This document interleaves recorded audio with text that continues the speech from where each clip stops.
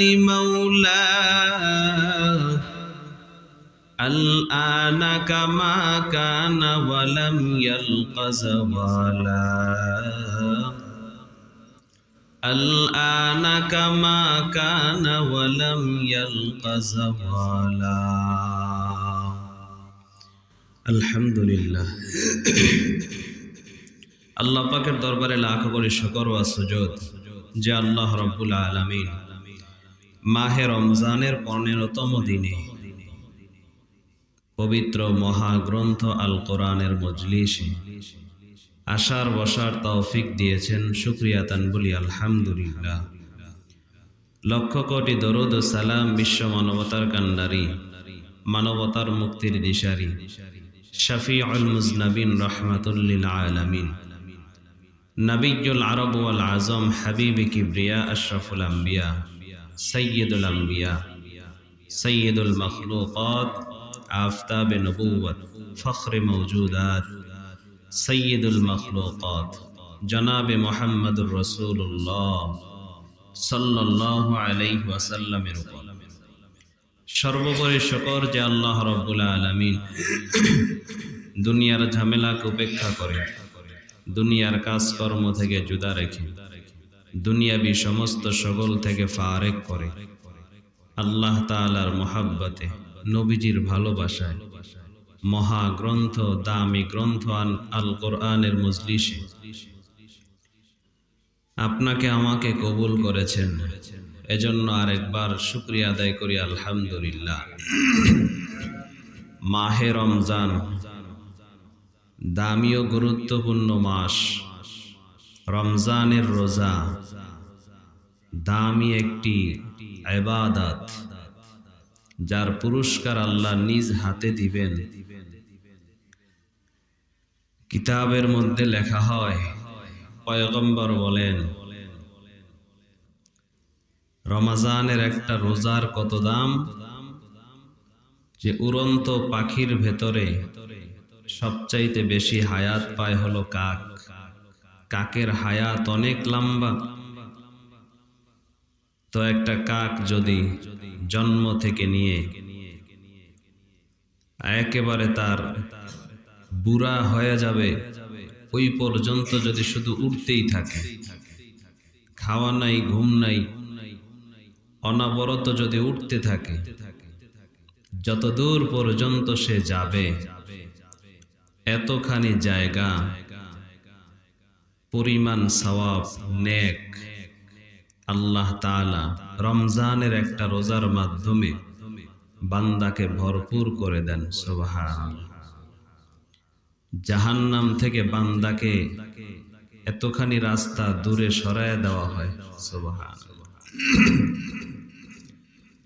তবে রোজা রোজার মতো হতে হবে।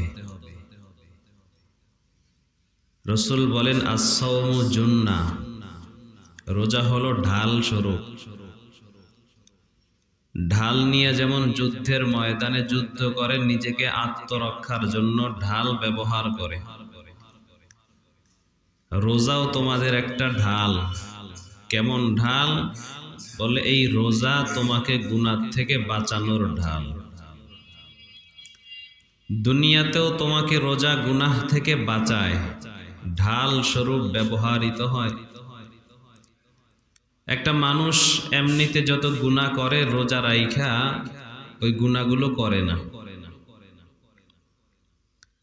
সারাদিন নাটক সিনেমা দেখতো, তো রোজা রাখছে, রোজার কারণে এখন এগুলা দেখে না। বলে না, রোজা রাইখা এগুলি করা যাবে না। এমনিতে যত গুনাহ করে, কিন্তু যে রোজা রাখে, রোজার মাধ্যমে সেও অনেক গুনাহ থেকে বেঁচে যায়, অনেক গুনাহ সে করে না। তো আস-সাওমু জুন্নাহ, রোজা হলো ঢাল।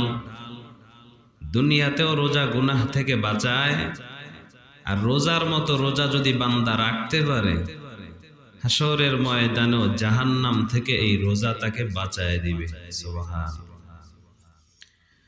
তো এই রমজান, এই রোজা এক এক করে আমাদের থেকে বিদায়ের পথে। এক এক করে 14টা দিন চলে গেছে, 15তম দিন। এটাও চলে যাবে, আর কয়েক ঘন্টা বাকি। চোখের পলকেই হয়তোবা রমজান মাসই শেষ হয়ে যাবে। কিন্তু রমজান যে জন্য এসেছিল, যে কারণে এসেছিল, যে কারণে এত দামি একটি মাসে আল্লাহ আমাদেরকে হায়াত দিয়ে বাঁচায় রাখছেন, চাইলে আল্লাহ রমজানের আগেই নিয়ে যেতে পারতেন। তো সেই উদ্দেশ্য কি আমরা হাসিল করতে পারলাম কিনা? আল্লাহ আমাদেরকে যা যা দিতে চেয়েছেন সেগুলাকে আমরা নিতে পারলাম কিনা? প্রতি রাতে একদল ফেরেশতা তো বলতেই আছে, কে আছো গুনাহগার, তওবা করো, ইস্তেগফার করো, আল্লাহ তোমার ইস্তেগফার কবুল করবেন। কে আছো অভাবী, কার কি প্রয়োজন, আল্লাহর কাছে চাও, আল্লাহ তোমার প্রয়োজন পূরণ করে দিবেন। কে আছো এমন যে এমন ধনীকে করজ দিবা যেই ধনী নিঃস্ব নয়, অর্থাৎ আল্লাহকে কে ঋণ দিবা, অর্থাৎ দান সদকা কে কে করবা। প্রতি রাতে এই ঘোষণা দিতে থাকে ফেরেশতারা আল্লাহর পক্ষ থেকে। তো এই ঘোষণা পেয়ে আমি কি পেরেছি আল্লাহর কাছ থেকে আমার গুনাহ মাফ করাইতে? আমি কি আমার প্রয়োজনগুলো আল্লাহর কাছে বলতে পারলাম কিনা? আমি কি দান সদকার প্রতি আমার দিলটা ঝুঁকলো কিনা? দান সদকার প্রতি আমি উৎসাহিত হইলাম কিনা? চিন্তার বিষয়। কোন এক আরেফ বলেন, মান আরাফা নফসা ফাকাদ আরাফা রব্বা। তুমি তোমার নিজেকে আগে চিনো, এরপরে তুমি নিজেকে চিনলে তোমার রবকেও চিনতে পারবে। তো নিজের কাছে নিজে যদি প্রশ্ন করি, জবাব খুব সহজেই বের হয়ে আসবে যে আমি কোন পথে চলতেছি, রমজানের কতটুকু হক আমি আদায় করেছি, রমজান থেকে আমি কতটুকু কি পাইলাম। আমি আমার নিজেকে প্রশ্ন করলেই আমার নিজ মন দিল উত্তর দিয়া দিবে যে তুমি এতটুকু পাইছো। তো আল্লাহর কাছে দোয়া করি, আল্লাহ তাআলা যেন আমাকে আপনাকে উভয়কে সকলকে যেন আল্লাহ রমজানের পরিপূর্ণ হক আদায় করার তৌফিক দান করেন, এবং রমজান আমাদেরকে যা দিতে চান আমরা যেন পরিপূর্ণ সেটা পেতে পারি। যেই নিয়ামত আল্লাহ দিতে চান, দিতেছেন, পরিপূর্ণ যেন নিয়ামত আমরা অর্জন করতে পারি। আল্লাহ আমাকে আপনাকে সবাইকে তৌফিক দান করেন, আমিন। কোরআনে হাকিমের একটি সূরা সূরাতুল ইউসুফ তেলাওয়াত করেছি। সাহাবায়ে কেরাম মুমিনগণ নবী আলাইহিস সালাম তাদের সামনে কোরআনের আয়াত তেলাওয়াত করতেন, আহকামাত গুলো বর্ণনা করতেন, আল্লাহ তাআলার বিধি বিধান আদেশ নিষেধ শুনাইতেন, দ্বীনি তালিম দিতেন। তো কিছু কিছু মুসলমান বলতে লাগলো, পয়গম্বর সব সময় তো আদেশ নিষেধ নিয়েই আলোচনা করেন, তো মাঝে মধ্যে দুই একটা ঘটনা শুনাইলে একটু ভালো লাগতো।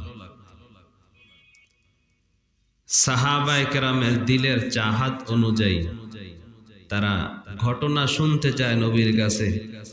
তো আল্লাহ তাআলা উত্তম একটা সুন্দর শিক্ষণীয় ঘটনা দিয়া পরিপূর্ণ ঘটনা একসাথে বর্ণনা করে সূরা ইউসুফ নাজিল করে দিলেন। সুবহানাল্লাহ।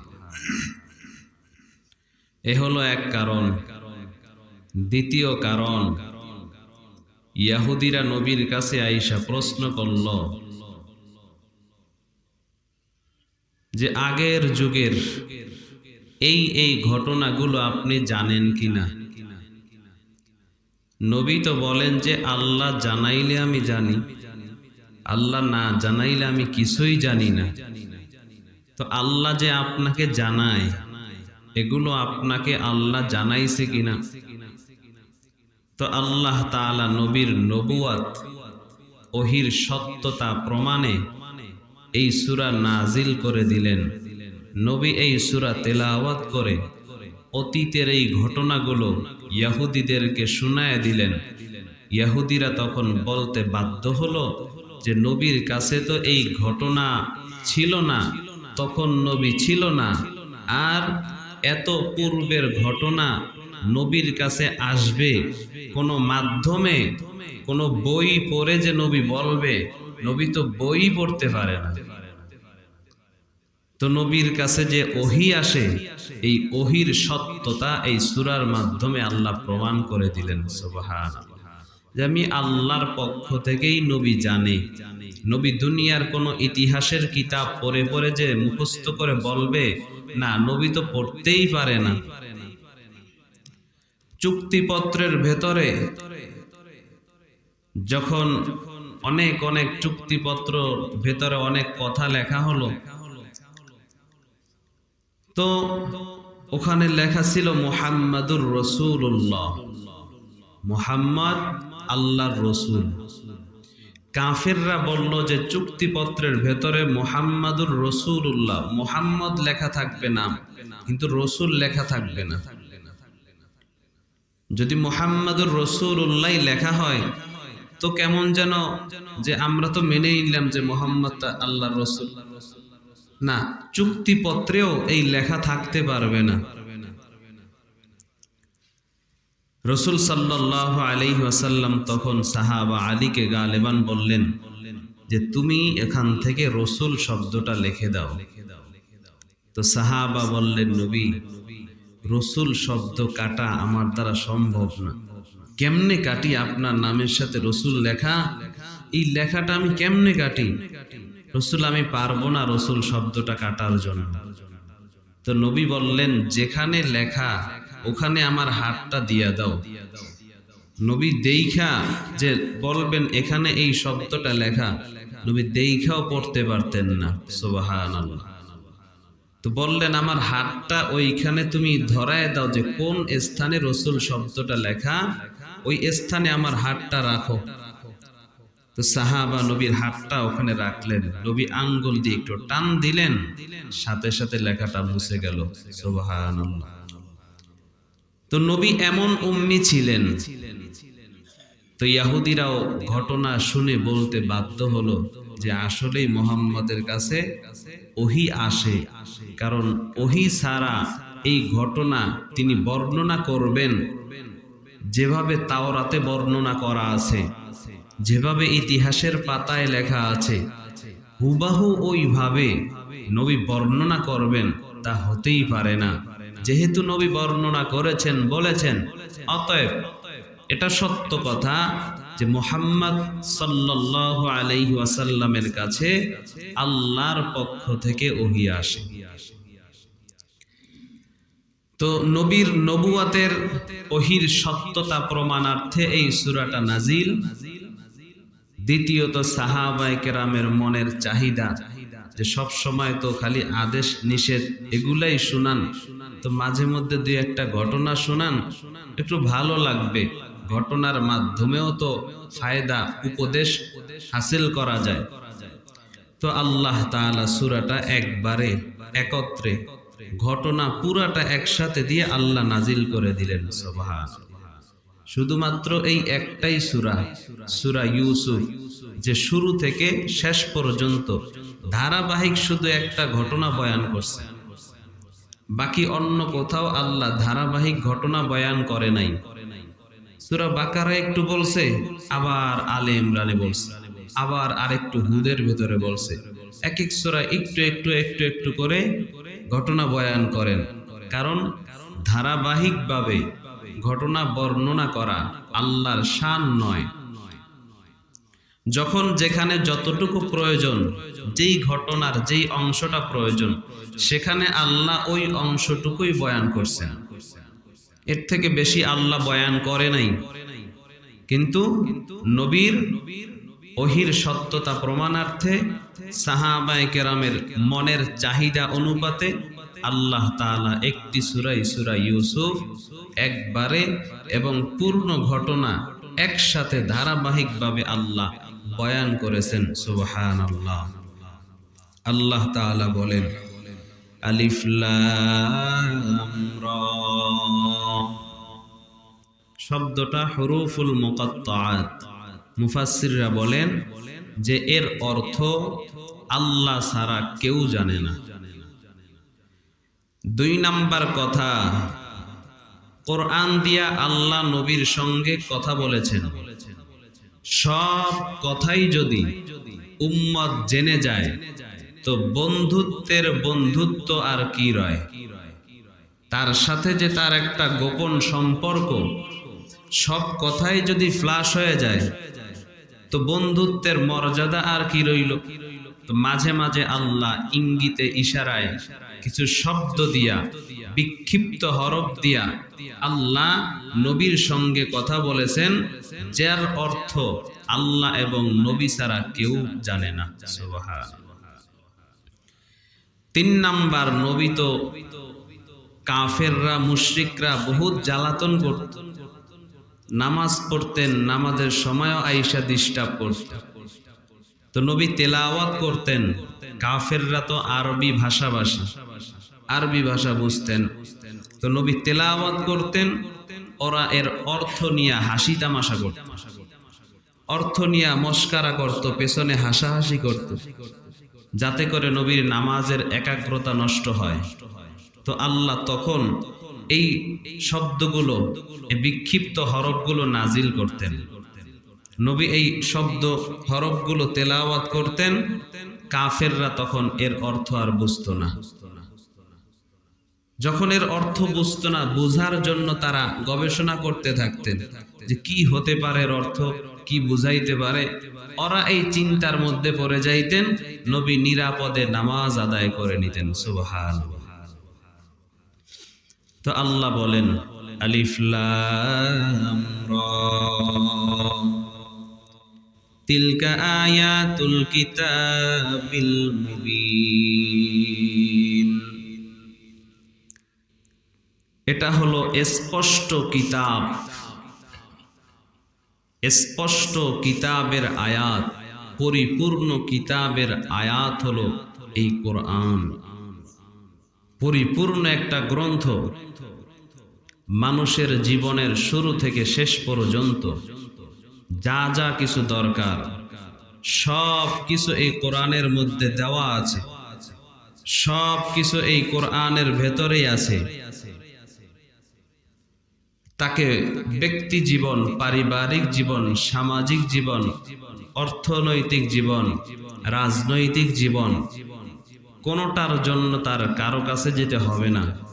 কোরআন পরিপূর্ণ কমপ্লিট কোড অফ লাইফ, নিজের জীবন ব্যবস্থার জন্য পরিপূর্ণ একটা গ্রন্থের নাম হলো কোরআন।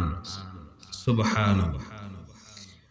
আল্লাহ বলেন, ইন্না আনজালনাহু কুরআনান আরাবিয়্যান লাআল্লাকুম তা'কিলুন।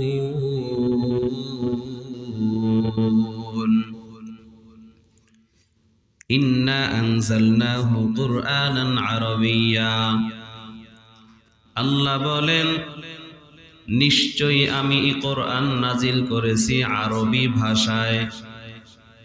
কেননা মক্কার মানুষ সবাই তখন আরবি ভাষাটাই ব্যবহার করত, আরবি ভাষাটাই বুঝত, আরবি ভাষার লোক বেশি ছিল। এজন্য আল্লাহ বলেন আরবি ভাষায় আমি কোরআন নাজিল করলাম। দুনিয়াতে অনেক ভাষা আছে, এক এক ভাষায় এক এক অঞ্চলে অথবা এক এক দেশে এক এক ভাষায় কথা বলা হয়, কিন্তু কোরআন আমি আল্লাহ আরবি ভাষায় নাজিল করলাম। 1 নাম্বার কারণ, যখন কোরআন নাজিল করেছি ওই সময় যারা ছিল তারা আরবি ভাষা ভালো বুঝতো।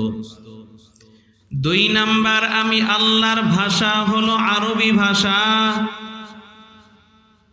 আমি আল্লাহর ভাষা হলো আরবি।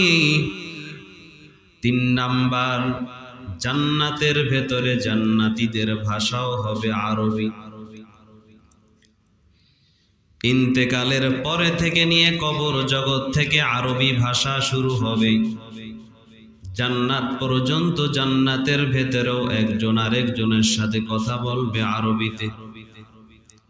দুনিয়াতে যে আরবিতে আলিফও বলতে পারে না, মরণের পরে সে সব কথাই অনর্গল আরবিতে বলবে।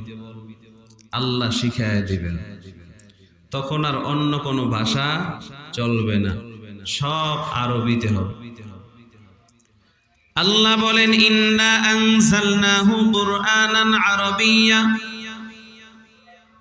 আমি আল্লাহ নাজিল করলাম এই কোরআন আরবি ভাষায়, যেন তোমরা লাআল্লাকুম তাকিলুন, বুঝতে পারো, সহজে যেন বুঝতে পারো। দুনিয়াতে যত ভাষা আছে এর মধ্যে আরবি ভাষাটাই সহজ, শিখাটাও সহজ।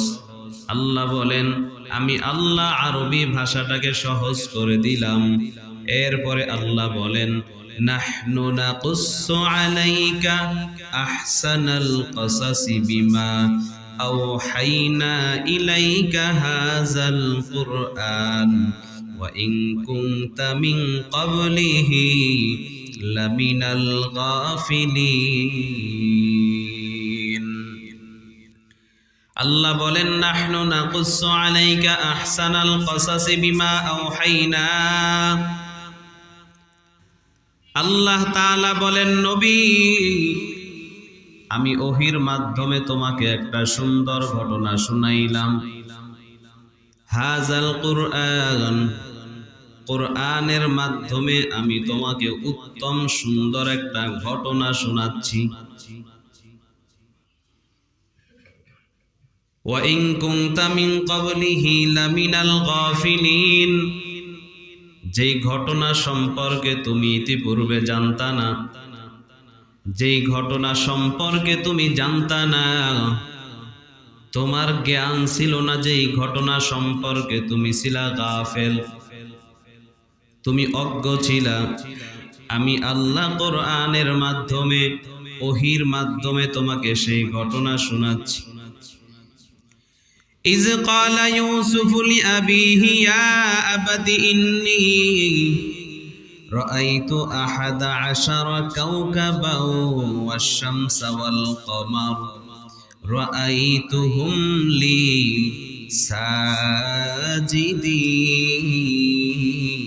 সাজিদিন। ইয ক্বালা ইউসুফু লিআবিহি, ইউসুফ যখন তার বাবাকে বলল, ইয়া আবাতি ইন্নী রাআইতু আহাদা আশারা কাওকাবা, আব্বাজান আমি স্বপ্নে দেখলাম 11টি তারকা, ওয়াশ-শামসা ওয়াল কমার, চন্দ্র এবং সূর্য, রাআইতুহুম লি সাজিদিন, এরা দেখলাম আমাকে সিজদা করতেছে।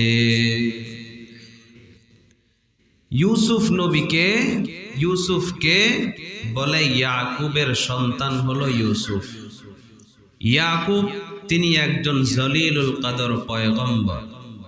ইয়াকুবকে বলে তিনি হলেন ইব্রাহিম আলাইহিস সালামের সন্তান। ইব্রাহিম আলাইহিস সালামের 2 বিবি, এক বিবি সারা, আরেক বিবি হলো হাজেরা। সারাকে যখন আটকায় দিল জালিম বাদশা, তখন সারার দিকে হাত বাড়াইতে চাইলেন, হাত অবশ হয়ে গেল। সারার সাথে অপকর্ম করতে না পেরে ইব্রাহিম নবীর নবুয়ত সত্যতা প্রমাণ দেখে বাদশা তখন তার বাদী অথবা তার মেয়ে হাজেরাকে ইব্রাহিমকে হাদিয়া দিয়ে দিলেন। তখন সারা বলেছিলেন, আমার গর্ভে তো সন্তান নাই, সন্তান আসে না, তো আপনি হাজেরাকে বিবাহ করেন, আল্লাহ চাহেন তো তার মাধ্যমে আপনাকে সন্তান দিবেন। ইব্রাহিম আলাইহিস সালাম হাজেরাকে বিবাহ করলেন। আল্লাহ তাআলা হাজেরার গর্ভে সন্তান দিলেন, নাম ইসমাঈল। ইসমাইলকে হাজেরাকে দিয়া বনবাসে পাঠায় দিলেন। এদিক থেকে আল্লাহর কুদরত, সারার গর্ভেও ইব্রাহিম নবীর সন্তান। আল্লাহ তাআলা সারার গর্ভেও দুইটা সন্তান দিলেন। একজন হলো ইসহাক আলাইহিস সালাম, আরেকজন হলো পয়গম্বর ইয়াকুব আলাইহিস সালাম।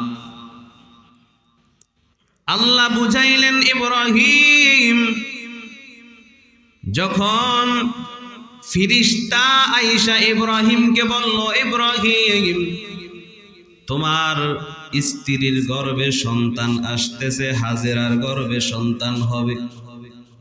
হাজেরা তখন হেসে দিয়ে বলেছিল, আমিও তো একজন বুড়ি, উনিও তো আরো বুড়া, ইব্রাহিম তো আরো বুড়া, আমিও বুড়ি হয়ে গেছি। 100 বছরের কাছে চলে গেছে ইব্রাহিমের বয়স, এই বয়সে আবার সন্তান হবে কিভাবে? ফিরিস্তা তখন জবাব দেয়, আল্লাহ চাইলে 100 কেন 100 ওভার হইল, যখন চাবেন তখনই সন্তান হবে। আল্লাহ যদি চায় বাবা ছাড়াও সন্তান পয়দা করতে পারেন। সবার দ্বারা যেটা অসম্ভব, আমার আল্লাহর দ্বারা সেটা সম্ভব। ওই যে হাজেরা বলছিলেন বুড়া বয়সে কেমনে সন্তান হবে, আল্লাহর ফেরেশতা জবাব দিছেন আল্লাহ চাইলে সম্ভব। আল্লাহ তাআলা দেখায় দিলেন বুড়া বয়সে শুধু সন্তান এমন না, যেই সারা ছিল বন্দা নারী, যেই সারার গর্ভে সন্তানের আশা ছিল না, বন্দা ছিলেন, আল্লাহ তাআলা এই বন্দা নারীর গর্ভেও একজন নয় বরং 2 জন সন্তান পাঠায় দিলে। আল্লাহ চাইলে সব হয়। সারার গর্ভে 2 সন্তান, দুজনকে আল্লাহ নবুয়ত দিলেন। ইসহাক আলাইহিস সালামকেও নবুয়ত দিলেন, ইয়াকুব আলাইহিস সালামকেও নবুয়ত দিলেন। ইয়াকুবের সন্তান হলো ইউসুফ আলাইহিস সালাম। এজন্য বলা হয় কারীম ইবনুল কারীম ইবনুল কারীমাস, ইসহাক ইবনু ইব্রাহিম ইবনু ইয়াকুব ইবনু ইউসুফাস। যে ইউসুফ নবী কারিমের সন্তান, কারিমের সন্তান। ইউসুফ নবী, তার বাবাও নবী, তার দাদাও নবী। সুবহানাল্লাহ। না না না, 2 ভাই এরা, ইসহাক এবং ইয়াকুব, ইব্রাহিম আলাইহিস সালামের সন্তান। এরা হলো 2 ভাই।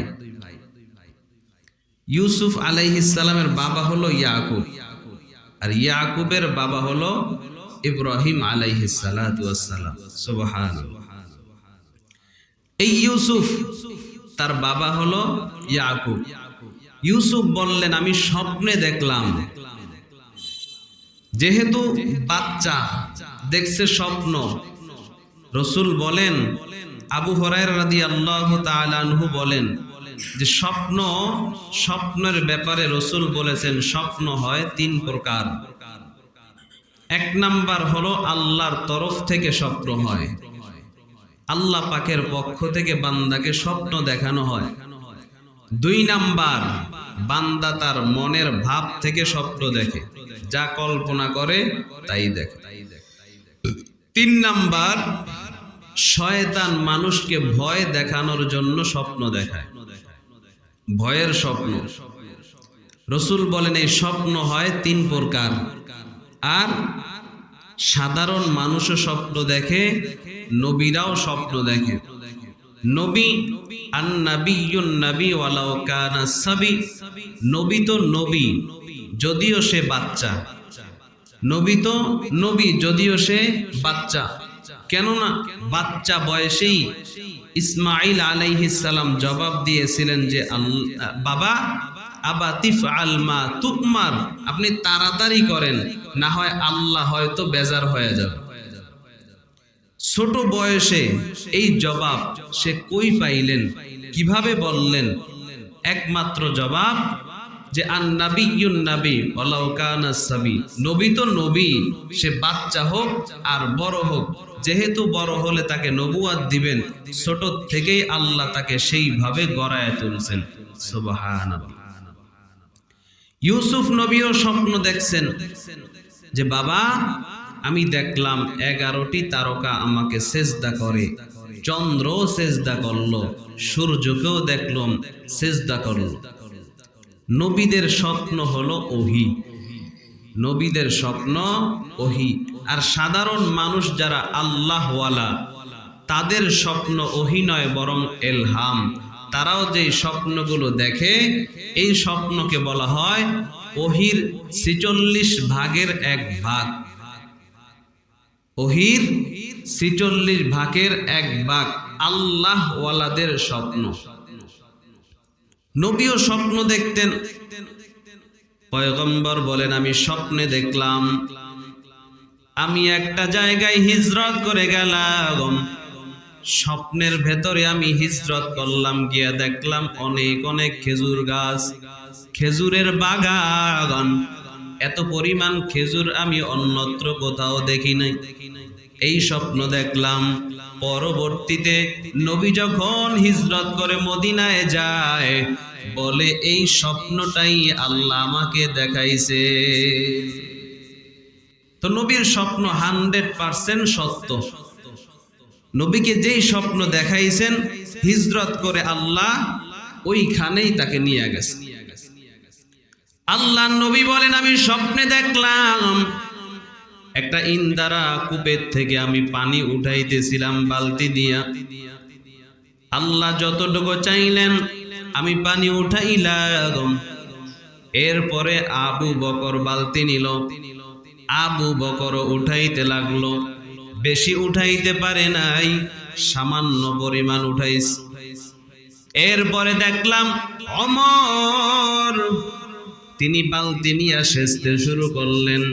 এত সেচা শুরু করলেন, আমরা দুইজনে যেই পরিমাণ সেচলাম, ওমর একা তার চাইতে বেশি পানি সেচলেন।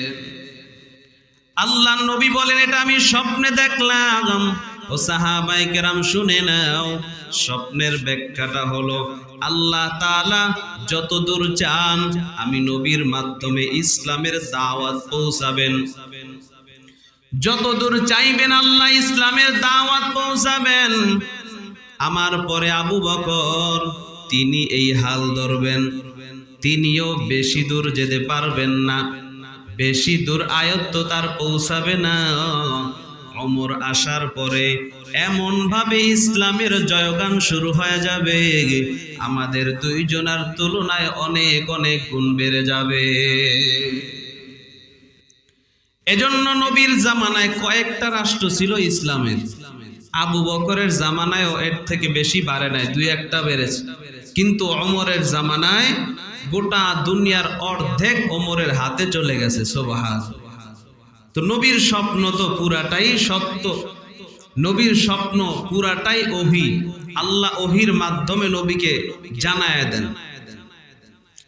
আল্লাহ নবী বলেন, আমি স্বপ্নে দেখলাম কারো জামা ছোট, কারো জামা বড়, পরিধানের পোশাক কারোটা বড় কারোটা ছোট। নবী বলেন, ও সাহাবায়ে কেরাম, জানুনি এই স্বপ্নের ব্যাখ্যা কি হবে? নবী জানায় দেয়, ও সাহাবায়ে কেরাম, জামা ছোট মানে তার আমল কম, জামা বড় মানে তার আমল বেশি। আমি যার জামা দেখেছি ছোট, তার আমল কম, যার পরিধানের জামা দেখেছি বড়, তার আমল বেশি। সুবহানাল্লাহ। তো নবীর স্বপ্নের মাঝে কোনো কি নাই, কমতি নাই, পুরাটাই ওহী, 100-100। আল্লাহ নবী বলেন, আমি স্বপ্ন যোগে দেখলাম একটা দুধের পেয়ালা, দুধের বাটি আমাকে দেওয়া হলো। আমি ওখান থেকে দুধ পান করলাম। এরপরে এই বাটিটা আমি ওমরকে দিয়া দিলাম, ওমর নিয়ে গেল, ওমর দুধটা পান করলো। ও সাহাবায়ে কেরাম, জানো এর ব্যাখ্যাটা কি হবে? এর ব্যাখ্যা হলো, আল্লাহ আমাকে ইলম দান করেছেন, আমি আমার ইলম থেকে ওমরকে দিয়া দিলাম। সুবহানাল্লাহ। উম্মে ফাজাল এক নারী স্বপ্ন দেখেছে। আগে তো গেল নবীর স্বপ্ন পুরাটাই সত্য। যারা সাহাবা আল্লাহওয়ালা, যাদের সাথে আল্লাহর সম্পর্ক ভালো, তাদের স্বপ্নটাও যে সত্য, ওহির 46 ভাগের 1 ভাগ, এটা তার একটা প্রমাণ। উম্মে ফাজাল এক আবেদা আশিকা নারী। উম্মে ফজল একদিন নবীর কাছে আইসা বলে, পয়গম্বর, আমি স্বপ্নে দেখলাম আমার ঘরের ভেতরে আপনার দেহের একটা অংশ। সুবহানাল্লাহ। আমার ঘরে আপনার দেহের একটা অংশ। নবী বললেন, অপেক্ষা করো, কিছুদিন পরেই স্বপ্নের ব্যাখ্যা তুমি বুঝবা। কি ব্যাখ্যা হলো? কিছুদিন পরেই ফাতেমার গর্ভ থেকে হাসান অথবা হোসাইনের জন্ম হয়, আর এই হাসান অথবা হোসাইনকে দুধ পান করানোর জন্য উম্মে ফজলের বাড়িতে দেওয়া হয়। উম্মে ফজল হাসান অথবা হোসাইনকে দুধ পান করাইলেন। এবার কি বুঝে আসলো? হাসান আর হোসাইন হলো, নবী বলেন, হাসান আর হোসাইন আমার দেহের একটা অংশ। তুমি যে স্বপ্নে দেখছিলা আমার দেহের একটা অংশ তোমার ঘরে, এই হাসান অথবা হোসাইন এটা আমার দেহের অংশ, এটা তোমার ঘরে আল্লাহ পাঠাইছেন। সুবহানাল্লাহ। তো স্বপ্ন আল্লাহর পক্ষ থেকে হয়, আর নবীদের স্বপ্ন পুরাটাই ওহী হয়। এবং যারা আল্লাহওয়ালা, খাঁটি আল্লাহর বান্দা, তাদের স্বপ্নগুলো ওহির 46 ভাগের 1 ভাগ হয়ে থাকে। তাদের স্বপ্নটা ওহী না, বরং ইলহাম, আল্লাহর পক্ষ থেকে কিছু তাদেরকে জানিয়ে দেওয়া হয়, কিছু বিষয়ে ইঙ্গিত দেওয়া হয়। তো তিনি বললেন, ইউসুফ নবী বললেন যে আমি স্বপ্নে দেখলাম 11টি তারকা। নবী যখন এই ঘটনা শুনাইতেছেন, এক ইহুদি আয়েশা বলে, কস্তান নামক এক ইহুদি আয়েশা বলে, মুহাম্মদ, তুমি কি জানো ওই 11টা তারকার নাম কি ছিল? ওই যে 11টা তারকা দেখছে ইউসুফ, ওই 11টা তারকার নাম জানো? নবীজি চুপ রইলেন, নিচের দিকে কিছুক্ষণ তাকায় রইলেন। এরপরে মাথা উঠায় বললেন, হ্যাঁ কস্তানা, আমি যদি ওই 11টা তারকার নাম বলে দেই, বলো তুমি কালেমা পড়ে মুসলমান হইবা কিনা? ইহুদি বলে, হ্যাঁ অবশ্যই হব, কালেমা পড়ে মুসলমান হয়ে যাব। তবে আমার প্রশ্ন, হ্যাঁ মুহাম্মদ, তোমাকে যখন আমি প্রথম প্রশ্ন করলাম তুমি কোনো জবাব দিলা না, নিচের দিকে তাকায় রইলা। একটু পরে তুমি কেন বললা এর নাম বলতে চাইলা? চুপ রইলা কেন জানতে চাই। নবী জানায় দেয়, তুমি যখন প্রশ্ন করেছিলা ওই সময় প্রশ্নের জবাব আমার জানা ছিল না, আমি চুপ রইলাম আর জিব্রাইল আমাকে জানায় দিয়েছে। আমি তো নিজের থেকে বলতে পারি না, আমি নিচের দিকে তাকায় রইলাম, জিব্রাইল আমাকে ওই 11টা তারকার সংবাদ জানায় দিয়েছে। আমি বলি, এখন তুমি শোনো। 1 নাম্বার তারকার নাম হলো জিরিয়ান, 2 নাম্বার তারকার নাম হলো তারিক, 3 নাম্বার তারকার নাম দাইয়ান, 4 নাম্বার তারকার নাম হলো আমুদান বামুদান, 5 নাম্বার তারকার নাম হলো উসাব, 6 নাম্বার তারকার নাম হলো কাবিস, 7 নাম্বার তারকার নাম জুলকাতিফাইন, 8 নাম্বার তারকার নাম হলো ফারগু, 9 নাম্বার তারকার নাম হলো সুরউ, 10 নাম্বার তারকার নাম হলো মুসবিহ, 11 নাম্বার তারকার নাম হলো ফালঈ। নবী 11টা তারকার নাম বলার সাথে সাথে ওই কস্তানা নামক ইহুদি কালেমা পড়ে মুসলমান হয়ে যায়।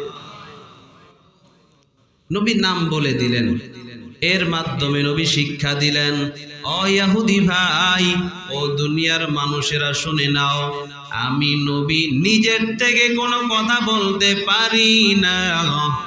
ইউসুফ নবী যে তারকা দেখছেন সেই তারকাও আমি দেখি নাই, ওই তারকা সম্পর্কে আমার কোনো খবর নাই, ওই তারকাকে আমি চিনিও না, কিন্তু নাম বললাম কিভাবে?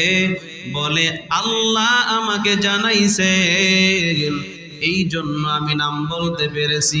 আল্লাহ না জানাইলে আমি কশ্চিন কালেও এর নাম বলতে পারতাম না। নবী জানায় দিলেন, হে উম্মতের দল, আমি নিজের থেকে কোনো কথা বলি না, যাহা কিছু বলি সব আমার আল্লাহর শিখানো কথা বলি। আস্তানা মুসলমান হয়ে গেল। তো ইউসুফ নবী তার বাবাকে বললেন, ইদ ক্বালা ইউসুফু লিআবিহি ইয়া আবাদি ইন্নী রাআইতু আহাদা আশারা কাওকাবা, ও বাবা, আমি স্বপ্নে দেখলাম 11টা তারকা, ওয়াশ-শামসা ওয়াল কমার, চন্দ্র এবং সূর্য, রাআইতুহুম লি সাজিদিন, আমাকে সিজদা করতেছে। ইয়াকুব নবী বলেন, ক্বালা ইয়া বুনাইয়া লা তাকসুস রুইয়াকা আলা ইখওয়াতিক ফায়াকিদু লাকা কাইদা ইন্নাশ শাইতানা লিল ইনসানি আদুউম মুবিন। ইয়াকুব নবী বলে, ইয়া বুনাইয়া লা তাকসুস রুইয়াকা আলা ইখওয়াতিক, হে সন্তান ইউসুফ, এই স্বপ্নের কথা তোমার 11 ভাইয়ের কাছে বলবা না, এই স্বপ্নের কথা তোমার ভাইদের কাছে বলবা না। ইউসুফ নবী ছাড়া তার আরো 11 ভাই ছিল। ইয়াকুব পয়গম্বর সর্বপ্রথম বিবাহ করলেন, নাম হলো লাইয়ান। এই লাইয়ানের গর্ভে ইয়াকুব নবীর 6 সন্তান। ইয়াকুব নবীর 2 জন বান্দি ছিল, তাদের গর্ভে আরো 4 সন্তান, মোট হলো 10 সন্তান। এই লাইয়া ইন্তেকাল হয়ে যাওয়ার পর, লাইয়া ছিল ইয়াকুব নবীর মামাতো বোনকে বিবাহ করছে প্রথম। এই লাইয়া ইন্তেকালের পর ইয়াকুব নবী তার শালিকাকে বিবাহ করলেন, নাম হলো রাহিল বা রাহিলা। এই রাহিলার গর্ভে 2 সন্তান আল্লাহ দান করলেন, একজন হলো বিনিয়ামিন, আরেকজন হলো ইউসুফ। ইউসুফ পয়গম্বর দুনিয়াতে আসার পর 2য় বৎসর বিনিয়ামিনের জন্ম হয়। লাগাতার 2 বছর একটা মা 2টা সন্তান প্রসব করেছে। কষ্টের কারণে বিনিয়ামিনকে জন্ম দিতে গিয়াই ইউসুফ নবীর মা বিনিয়ামের মা দুনিয়া থেকে বিদায় হয়ে গেলেন। ইউসুফও ছোট, বিনিয়ামিনও ছোট। ছোট 2 সন্তানটাকে ইয়াকুব পয়গম্বর মায়ের আদর দিয়ে আস্তে আস্তে বড় করছেন বিধায় ওই 10 সন্তানের চাইতে এই 2 সন্তানের প্রতি মায়াটা একটু বেশি। কারণ ওরা তো বড়, স্বয়ং সম্পূর্ণ, ওরা নিজের মতো চলতে পারে, নিজের মতো বুঝতে পারে, ওরা অনেক বড় হয়েছে। এই 2 সন্তান ছোট, আবার ওরা ওদের মায়ের আদরটাও পায় নাই, মাকেও দুনিয়াতে পায় নাই। ওদের মনে বড় দুঃখ, যে কারণে ইয়াকুব পয়গম্বর এই ছোট 2 সন্তানকে একটু বেশি মহব্বত করে, যাতে করে ওদের মায়ের আদরটাও পূর্ণ হয়। যে কারণে ইয়াকুব পয়গম্বর তো আল্লাহর নবী, এটাও তিনি বুঝতে পেরেছেন।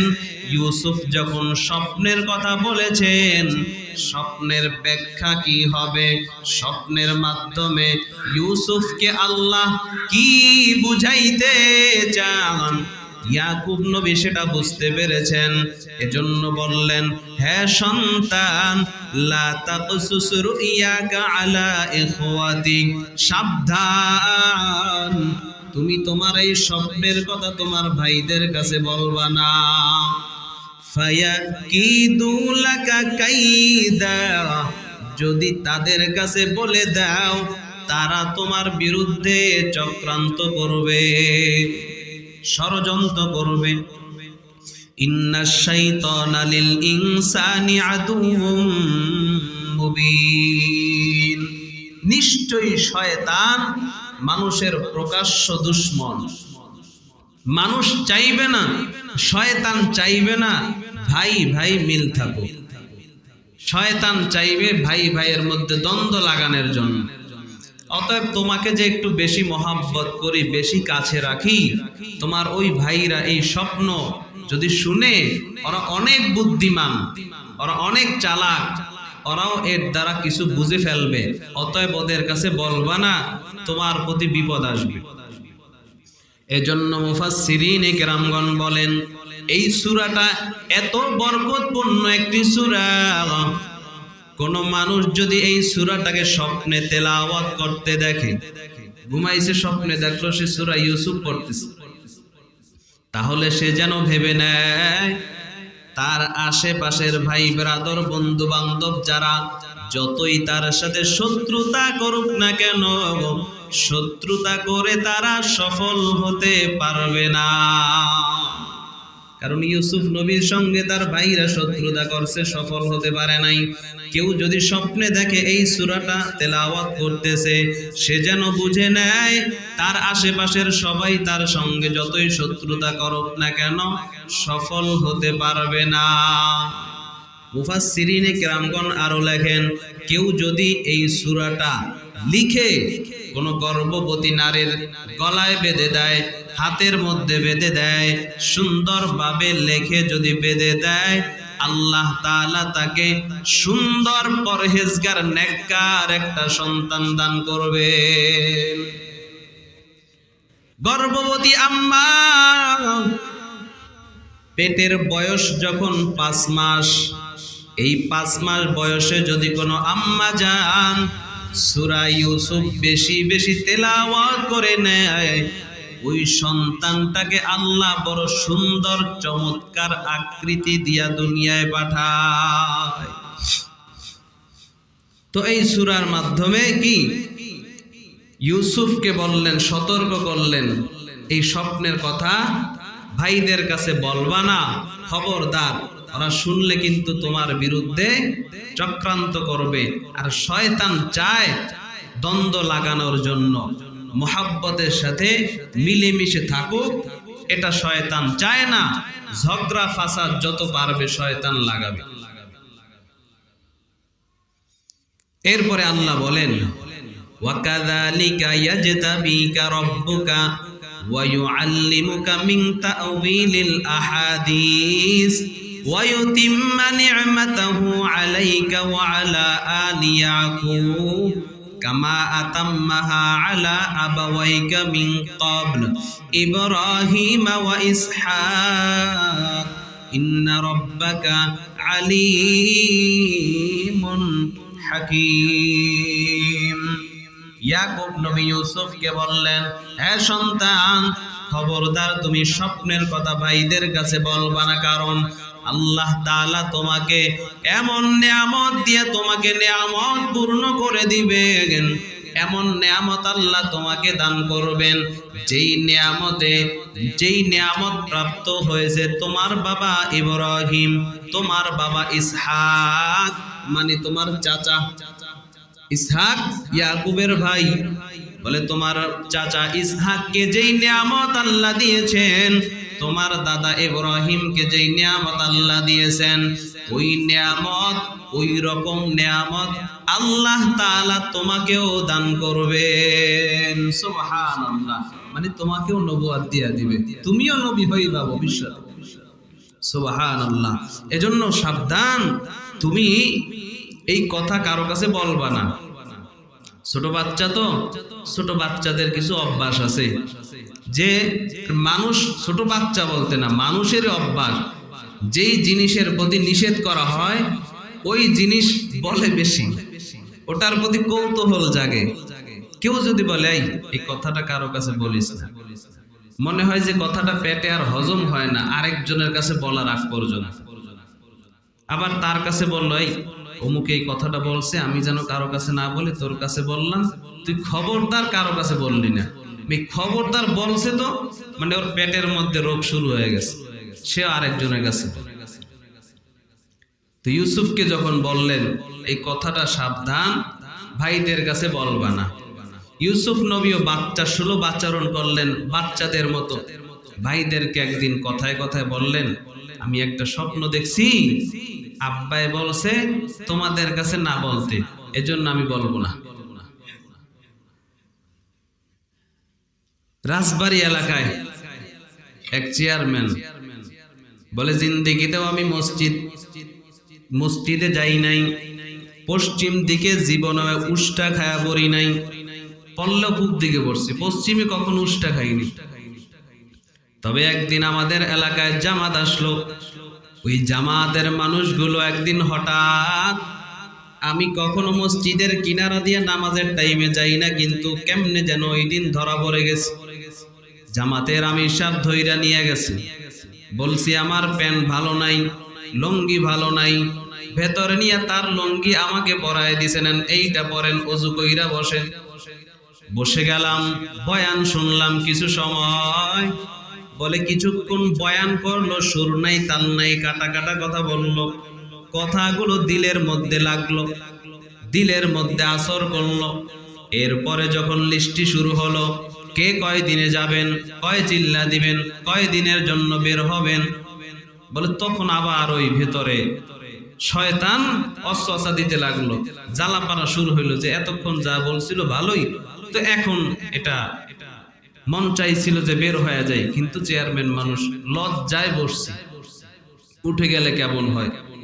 আবার ফাঁকে যাইতে চাইলাম, তো আমির সাহেব বলল, আপনি চেয়ারম্যান মানুষ, কিছু খাওয়ায়া যাইবেন না, আসলেন আপনাদের এলাকায় আসছে।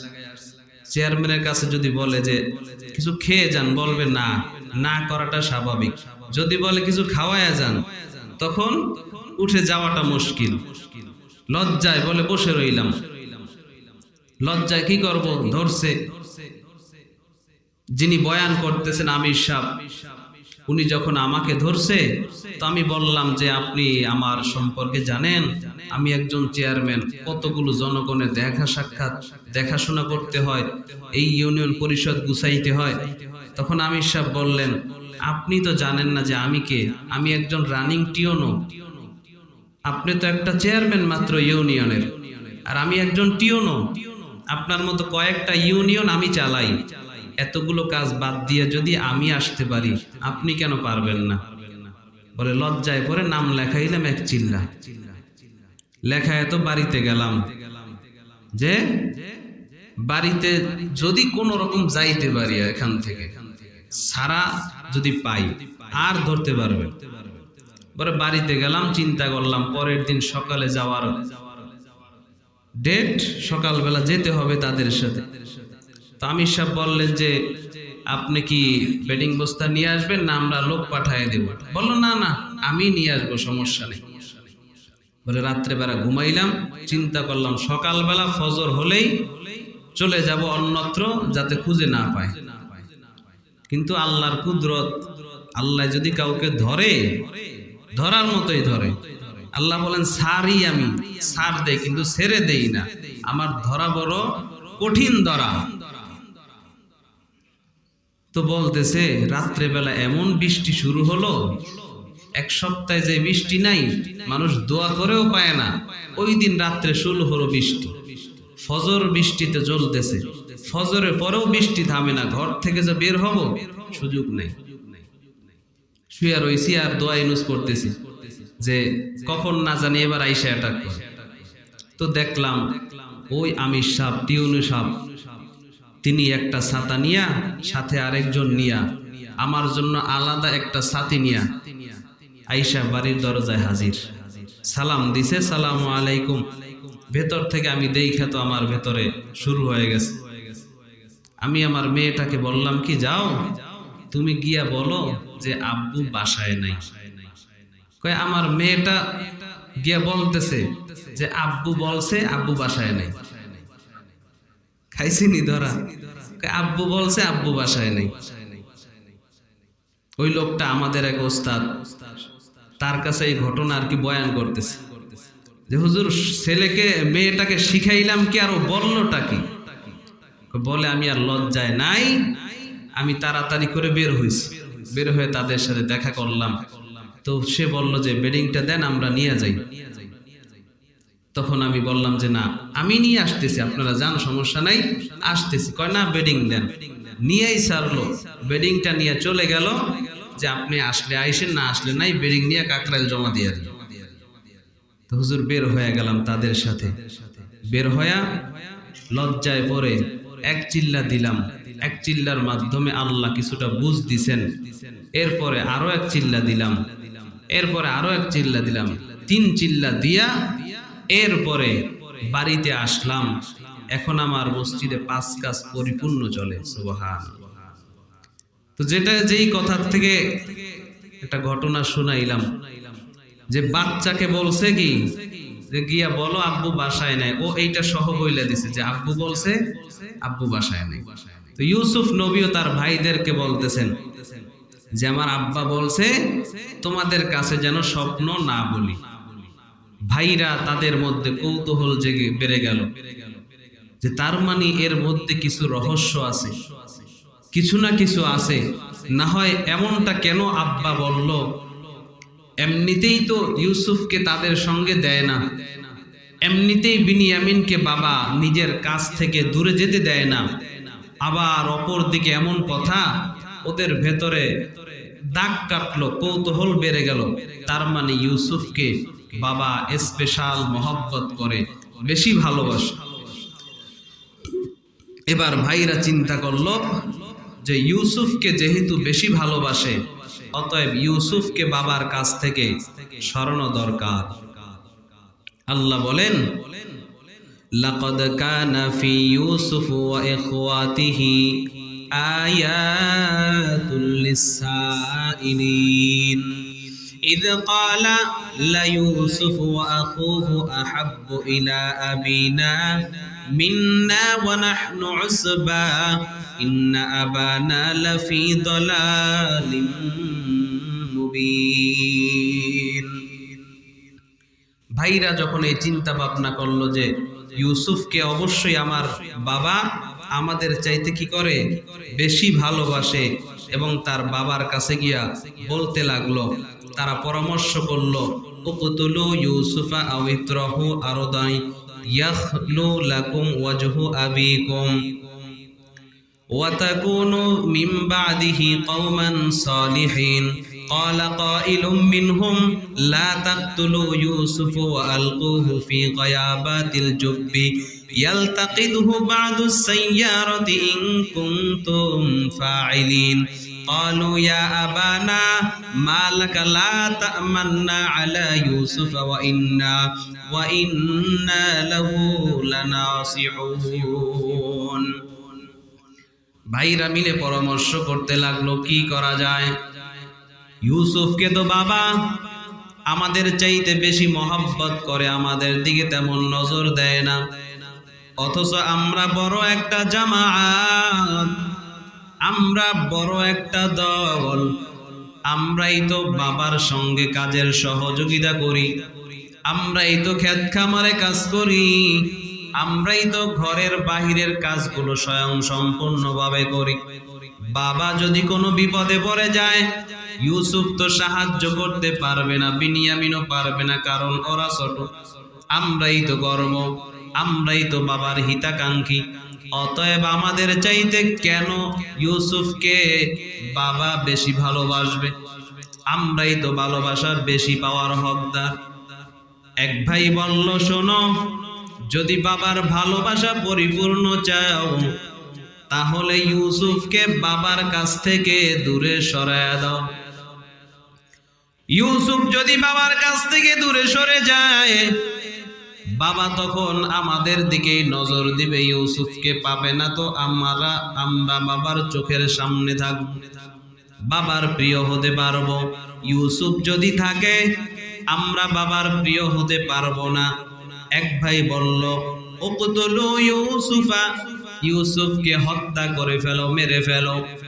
এদের মধ্যে বড় ভাই রুবেল তিনি ডাক দিয়া বলে, না না, তোমরা ইউসুফকে হত্যা করিও না, হত্যা করার দরকার নাই।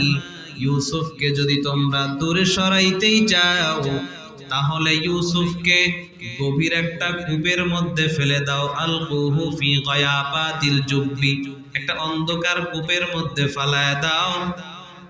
হতে পারে কোনো পথিক তাকে কূপ থেকে টোকায়া নিয়ে যাবে, দূরে চলে যাবে। উদ্দেশ্য তো ইউসুফকে দূরে সরানো, মারার দরকার নাই। বড় ভাই তো একটু মায়া বেশি। ইউসুফ পয়গম্বরের বাবার কাছে গিয়া বলল, 10 ভাই মিলে বাবার কাছে গিয়া বলল, আব্বা জান, আমরা তো ইউসুফের হিতাকাঙ্ক্ষী, আমরা তো ইউসুফকে মোহাব্বত করি। ও বাবা জান, আমরা বাহিরে যাই, ঘুরতে যাই, খেলাধুলা করতে যাই। ইউসুফ যায় না। ইউসুফ তো ঘরে বসে বসেও একেবারে দুর্বল হয়ে যাবে, বাহিরের কোনো হাওয়াও বুঝবে না, বাহিরে খেলাধুলাও করে না, শরীরের শক্তিও সঞ্চয় হয় না, বসে বসে তো একেবারে নরম হয়ে যাবে। বিভিন্ন কথা বলতে লাগলো। এবার বাবা ডাক দিয়া কয়, এত ঘুরায় পেঁচায় কথা বলার দরকার নাই, আসল কথা কি সেটা বলে দাও।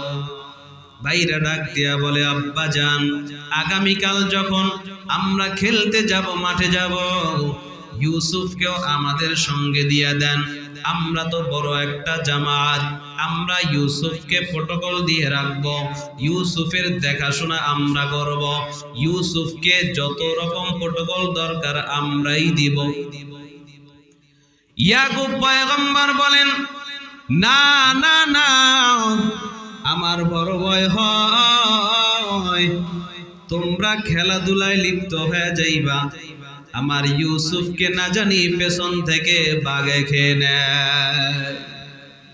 ইউসুফ নবী, ইয়াকুব নবী তো একজন নবী, তিনাকে আল্লাহ কিছু গায়বী ভাবে এলকার মাধ্যমে কিছু জানায় রাখছেন, আগে কিছুটা অনুমান করতে পেরেছেন। ইয়াকুব নবী ডাক দিয়া বলে, না না, তোমাদের সঙ্গে আমি দিতে পারি না, কারণ তোমরা খেলাধুলায় লিপ্ত হয়ে থাকবা, পেছন থেকে না জানি আমার সন্তান ইউসুফকে বাগে খেয়ে ফেলে।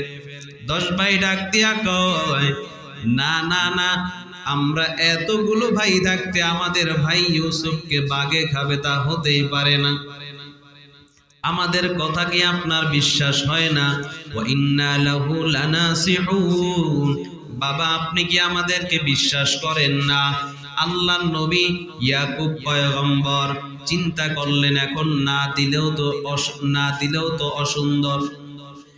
ইয়াকুব পয়গম্বর ইউসুফকে দিয়া দিলেন, যাও যাও, ওদেরকে ভালো করে দেখে রাখবা, ভালো করে তোমরা যত্ন নিবা, আমার ইউসুফের যেন কিছু না হয়, কারণ ওর দুনিয়াতে মা নাই, দুনিয়াতে আইসা মায়ের আদর কি পায় নাই, সামান্য একটা বছর পাইছে না পাওয়ার মতোই। আমার ইউসুফের যেন কোনো ক্ষতি না হয়। ভাইরা এত বড় খারাপের খারাপ। ইয়াকুব নবী যখন ভাইদের হাতে ইউসুফকে তুলে দেয়, ইউসুফকে ওরা কাঁধের মধ্যে উঠায়, খুব একেবারে আদরের সাথে নিয়ে যায়, হাসতে হাসতে নিয়ে যায়, খুব আদর করে। ইয়াকুব নবী পেছন থেকে তাকায় রইছেন, কিন্তু চোখ দিয়ে কেমন যেন পানি পড়তেছে। ইয়াকুব নবীর অন্তরে তো দাগ কেটে গেছে, সন্তান যদি কোনো বিপদের সম্মুখীন হয়, মা বাবার অন্তরের মধ্যে কিছুটা দাগ আগেই কেটে যায়, ধাক্কা মেরে যায়। ইয়াকুব নবী তো একজন নবী, ইয়াকুব নবীও কান্দে ইউসুফের দিকে তাকায় রইছেন। ওরা তো আদর করে করে নিয়ে যাইতেছে, ভেতরে না জানি আবার কি দুশ্মনী লুকাইত। ভাইরা যখন তাকায় দেখলো বাবাকে আর পেছনে দেখা যায় না, সাথে সাথে মাথার থেকে কাঁধের থেকে ইউসুফকে জমিনে ফালায় দিছে। ওই যে দাসীর ঘরে 4টা সন্তান, ইউসুফকে এমন মায়ের শুরু করলো, এমন মায়ের শুরু করলো। এক ভাই হলো ইয়াহুদা, এই ইয়াহুদা ইউসুফের বুকের উপরে বসে মারে আর বলে, ইউসুফ বল, বাবার আদরের পাত্র হয়ে রইছো, এখন তোকে কে বাঁচাবে বল। ইউসুফ নবীকে এমন মাইরা শুরু করলো, ইউসুফ নবী বেহুশ হয়ে পড়ে গেলেন, মরার মতো হয়ে গেল। আবার যখন হুশে ফিরে আসছে, বড় ভাই ডাক দিয়া বলে, আর তোরা ইউসুফকে মারবি না, আর ইউসুফকে মারিস না, ওরে তো তোরা কূপের মধ্যে ফালাবি, কূপে ফালাইয়া দে, ইউসুফকে আর মারিস না। ইউসুফ নবীকে, ছোট ইউসুফকে কূপের কিনারায় নিয়ে যায়, কূপের মধ্যে ফালায় দিবে। হাত বেঁধেছে, পা বেঁধেছে, রশি দিয়া ইউসুফকে ঝুলায় দেয়। এক নেমক হারাম ইউসুফের জামাটা পর্যন্ত খুলে রেখে দিল। ইউসুফ নবী পুরা উলঙ্গ। ইউসুফ নবী রশি আস্তে আস্তে ছাড়তেছে, ইউসুফ নিচে যাইতেছে, কূপের নিচে। উপর থেকে এক ভাই ডাক দিল, ইউসুফ। নিচের থেকে ইউসুফ নবী সাড়া দেয়, হা ভাই কি ব্যাপার, জবাব দেয়। কেন জবাব দেয়? ইউসুফ নবী বুঝছে হয়তো আমার ভাইরা আর আমাকে ফালাবে না, আমাকে উপরে নিয়ে যাবে। এক ভাই কিছু পাথর নিয়ে আসলো, যে উপর থেকে ইউসুফের উপরে পাথর ফালাবো, পাথর দিয়া মেরে ফেল। বড় ভাই ডাক দিয়া বলে, না না, মারিস না, মারিস না, ওকে কূপের ভেতরে ফেলায় দে। অনেক অনেক নিচে যাওয়ার পরে যখন ইউসুফকে আর দেখা যায় না, অন্ধকার হয়ে গেছে, উপর থেকে রশিটা কেটে দিয়েছে। আমার আল্লাহ জিব্রাইলকে বলে, ও জিব্রাইল যাও।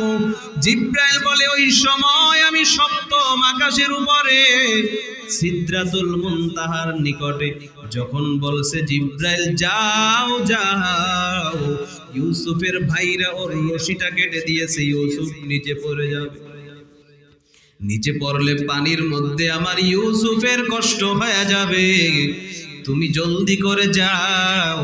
ইউসুফ নিচে পড়ার আগে তুমি তোমার পাখা ইউসুফের পায়ের নিচে বিছায়া দাও।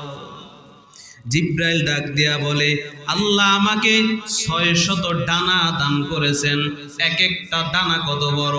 পয়গম্বর বলেন, ও জিব্রাইল ভাই, তোমার এক একটা ডানা কত বড়? জিব্রাইল বলে, নবী আপনি উপরের দিকে তাকান। জিব্রাইলকে নবী যখন উপরের দিকে তাকাইলেন, দেখে আসমানের এক কর্নার পুরা অন্ধকার হয়ে গেছে, জিব্রাইলের ডানায় একটা ডানায় ঢেকে গেছে। এত বড় যদি একটা ডানা হয়, 600 ডানা তাহলে কত বড়? জিব্রাইল বলে, পয়গম্বর ও দুনিয়ার মানুষ, আমি যত কাজ আল্লাহ আমাকে অর্ডার দিয়েছেন, আসমান থেকে দুনিয়াতে এসেছি, জমিনে এসেছি, আবার এখান থেকে ওখানে যেই জায়গায় আল্লাহ যেতে বলছেন আমি এক ডানার বেশি ব্যবহার করি নাই, একটা ডানাই ব্যবহার করেছি। তবে 3টা জায়গায় আমার এতটা ভয় হয়েছে, আমি একটা ডানা নয় বরং আমার 600 ডানা ব্যবহার করেছি। এর মধ্যে একটা হলো ইউসুফের ভাইরা যখন তার রশি কেটে দিয়েছে, আমি তখন সপ্ত আকাশের উপরে সিদরাতুল মুনতাহায় আল্লাহ যখন বলেছেন আমাকে যাওয়ার জন্য, আমি 600 ডানা বাড়ি মাইরা ইউসুফের পা কূপের নিচে পানির উপরে পড়ার আগে আমি আমার ডানা বিছায়া দিয়েছি। 2 নাম্বার, যখন আমার পয়গম্বর তায়েফের ময়দানে যখন আমার নবী মার খায়, কাফেররা আমার নবীকে এত মারাই যে মারলো, নবী রক্তাক্ত হয়ে গেলেন, বারবার বেহুশ হয়ে পড়ে যায়। 7 বার পর্যন্ত আমার নবী জমিনের মধ্যে পড়ে যায়, আবার উঠে আবার। নবীর জুতা মোবারক রক্তে রঞ্জিত হয়ে যায়, শরীরটা রক্তে রঞ্জিত হয়ে যায়, শরীরের রক্তগুলো জুতা মোবারকে পরে আটকায়া যায়। একটা ফোঁটা রক্ত পা বেয়ে জুতা বেয়ে জমিনে পড়তে লাগলো। আমার আল্লাহ বলে, ও জিব্রাইল জলদি করে যাও, আমার নবীর রক্ত যদি তায়েফের জমিনে পড়ে যায়, তায়েফের জমিন আমার অর্ডারের অপেক্ষা করবে না, সহ্য করতে পারবে না, সবগুলোকে ধ্বংস করে ফেলবে। জিন্দেগিতে আর তায়েফে একটা গাছও হবে না, জমিন আমার নবীর রক্ত বরদাস্ত করতে পারবে না। জলদি করে যাও, আমার নবীর রক্ত যেন জমিনে না পড়ে যায়। জিব্রাইল বলে, ওই দিন আমার 600 ডানা ব্যবহার করে আসছিলাম নবীর রক্তটাকে হেফাজত করার জন্য। জমিনে পড়তে দেই নাই, আমি আমার ডানার উপরে নিয়েছি। 3 নাম্বার, যখন ইসমাইলকে ইব্রাহিম যখন ছুরি চালায়, একবার চালাইলেন, ছুরি চলে না, ছুরি ফেঁকে ফেললেন, পাথর কেটে গেল, আবার আনলেন, কাটে না, আবার ফেঁকে মারলেন, পাথর ভেঙে গেল, আবার যখন ধরছে, এবার নিয়াত করেছে রক্ত না লাগা পর্যন্ত আর ছাড়ব না। আল্লাহ বলেন, ও জিব্রাইল যাও, ওই হাবিলের দুম্বা জান্নাতে আছে, ওটা অনেক হৃষ্টপুষ্ট হয়েছে, ওই দুম্বাটা নিয়ে যাও, ইসমাইলকে সরায় দাও, ইব্রাহিমের ছুরির নিচে দুম্বা চালায় দাও। জিব্রাইল বলে, ওই দিন ইব্রাহিম এমন ভাবে ইসমাইলকে ধরেছে, আমার ভয় হয়েছিল আমি যাওয়ার আগে না জানি ইসমাইল জবেহ হয়ে যায়। ওই দিন আমি ইসমাইলের মায়ায় আরশ থেকে জান্নাতে গেলাম, জান্নাত থেকে দুম্বা নিয়া ইব্রাহিমের কাছে আসলাম।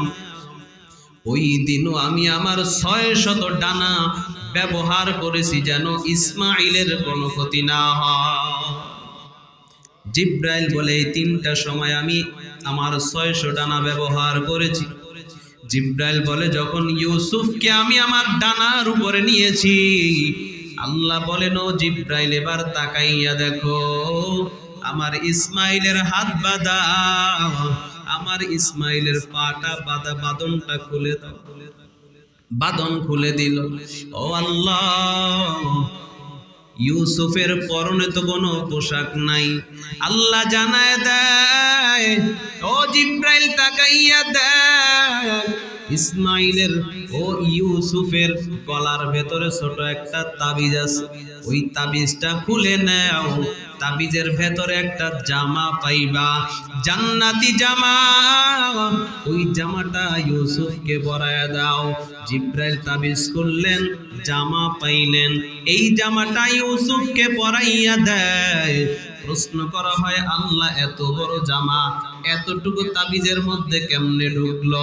আল্লাহ জানায় দেয়, এটা দুনিয়ার জামা নয়, এটা হলো জান্নাতের জামা। কই পাইলো ইউসুফ?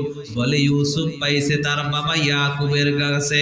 ইয়াকুব কই পাইলো? বলে, ইয়াকুব পেয়েছে তার বাবা ইব্রাহিমের কাছে। আল্লাহ জানাইয়া দেয়, আজ ইউসুফকে যেমন তার ভাইয়েরা উলঙ্গ করেছে, উলঙ্গ করে কূপের মধ্যে ফালাইল, একটা সময় ইউসুফের দাদা ইব্রাহিম যখন নমরুদ তাকে আগুনের মধ্যে ফেলতেছিল, ওই সময় ফিরিস্তারা যখন চরক গাছটাকে ধরে রাখছিল, ফিরিস্তাদের কারণে চরক গাছ নাড়াইতে পারে না। নমরুদ তখন একদল নারীদেরকে আনলো, উলঙ্গ হয়ে নাচানাচি করবা, আর বলে দিল, কে আসো, ইব্রাহিমের পরনের পোশাকটা খুলে দিবা, ইব্রাহিমকে উলঙ্গ বানাইবা। কেউ সাহস পায় না। ইব্রাহিমের বাবা আজর ডাক দিয়া কয়, আমি পারবো আমার ইব্রাহিমের সন্তানের জামা খুলতে, পায়জামা খুলতে। বাবা আজর যখন ইব্রাহিমের পরনের পায়জামায় হাত দেয়, আল্লাহ জিব্রাইলকে বললেন, যাও যাও, ইব্রাহিমের দুনিয়ার পোশাক ওরা খুলে দেয়, জান্নাতের পোশাক তুমি ইব্রাহিমকে পরায় দাও।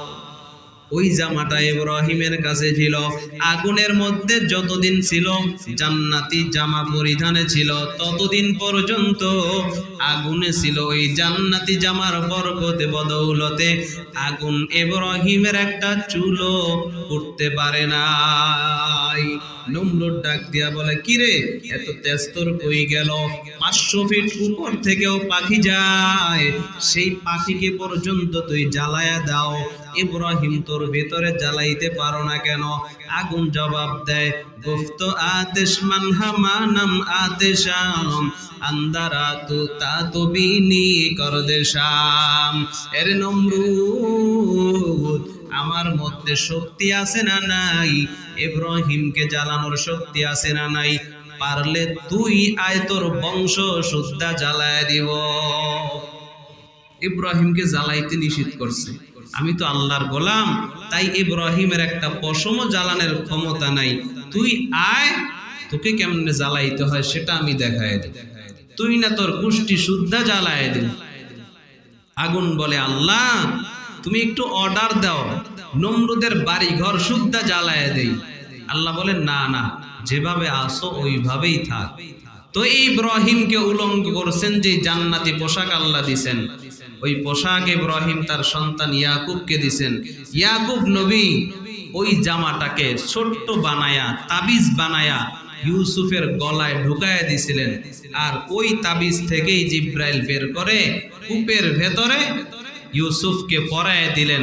আল্লাহ তাআলা জান্নাতি জামা ইউসুফকে কূপের মধ্যে পরায় দিলেন। সুবহানাল্লাহ। আর ওই যে ভাই রুবেল, বড় ভাই, সে মাঝে মধ্যে আসতো। বড় ভাই তো একটু মায়া বেশি, ভাই আসতো কূপের কিনারায়, আইসা উপর থেকে খানা ফালাইতো, উপর থেকে খানা ফালাইতো, ইউসুফ নিচে বসে খাইতেন। খবর নিতেন যে আমার ভাইটাকে দেখিনি, কেউ উঠায় কিনা, কেউ নিয়ে যায় কিনা। মাঝে মধ্যে আইসা খবর নিতেন, অন্য ভাইদেরকে জানাইতেন না। আর আল্লাহ তাআলা দুনিয়ার খাবার নয়, বরং ওখানে জান্নাতি খাবার ইউসুফকে সাপ্লাই দিয়েছেন। ইউসুফ খাইছেন। মায়ের কোলের মতো আদরেই কূপের মধ্যে আল্লাহ ইউসুফকে রাখলেন। সুবহানাল্লাহ।